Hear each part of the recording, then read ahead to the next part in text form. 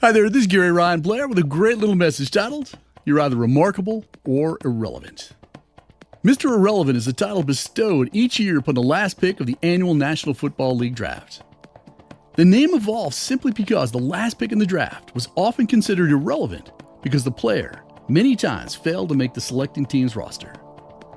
And I'm sharing this concept and ringing a loud bell with you today because I want you to get a message, a really important message, that you're either remarkable or you're irrelevant. See, irrelevant is defined as being unimportant, without use, besides the point, and something not worth mention or deserving of attention. And I think it's fair to say that not one of us want the title of being Mr. or Mrs. Irrelevant. Sadly, though, this is the uncomfortable reality faced by many people, many occupations, businesses, and even entire industries. So let's talk about the impact of being remarkable today and irrelevant tomorrow.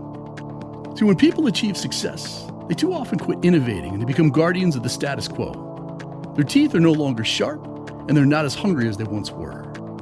And that's where the seeds of irrelevancy get planted, as without ongoing growth, without training and innovation, today's perfect process, today's strategy, hype, or competitive advantage can be exploited and made obsolete tomorrow.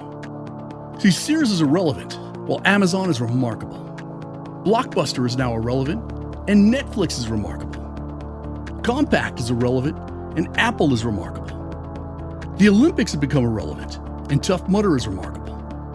Cab drivers become irrelevant, and Uber and Lyft are remarkable.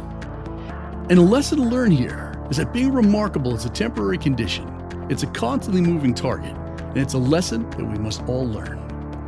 You must never assume you've arrived. You've got to stay hungry. You've got to keep innovating and remain paranoid, as they, and I'm talking about competitors as well as known and unknown technologies, are definitely out to get you. We must all accept the fact that we're in a lifelong battle for being remarkable or irrelevant. And the good news is that being remarkable is a choice. See, standing out from the crowd, being useful and remarkable, and being worthy of notice and attention begins with a simple decision. And if you want to break out of the mold of the average, then the first thing you need to do is to make a decision to be radically different. Remarkable people are people of action, and for good reason. If you don't take decisive action, nothing will ever change. But the first step is entirely mental. It calls for a clear decision to rise above the culture of mediocrity. And then, of course, it calls for action. So how do you decide? How do you become remarkable? Well, the following are 8 remarkable strategies for standing out for the crowded field of mediocrity. The first is what I call question management. When someone asks you a question, you want to make sure that you give them an answer that is richer, that is bigger, and far more thought-provoking than they ever expected. The second is how you handle problems. When someone brings you a problem, you want to bring them a solution that not only solves the problem, but which also delivers an opportunity for them to capitalize on. The third has to deal with project management. When someone gives you a project, see to it that they get a plan that is bolder, more ambitious, and much more detailed than they ever hoped for. The fourth is deadline management. When you take on a task, and I mean any task, finish it under budget, finish it before deadline, and finish it with a cheerful attitude. The fifth is how you deal with conflict.